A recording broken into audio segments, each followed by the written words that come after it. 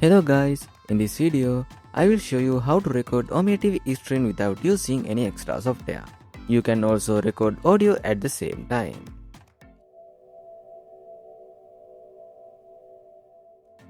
First, click on the Start menu and open Settings.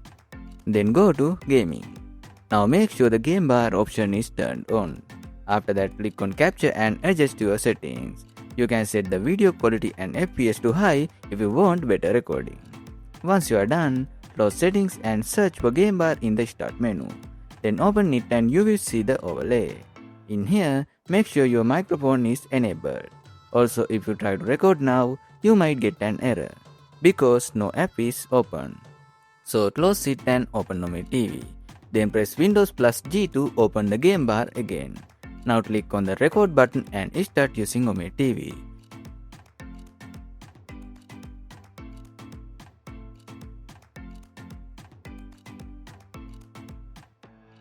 When you are done, stop the recording and press Windows G again.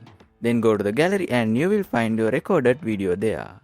It will include your screen, your mic and the stranger's audio as well. I hope this video helped you. If it did, don't forget to like and subscribe. Thanks for watching.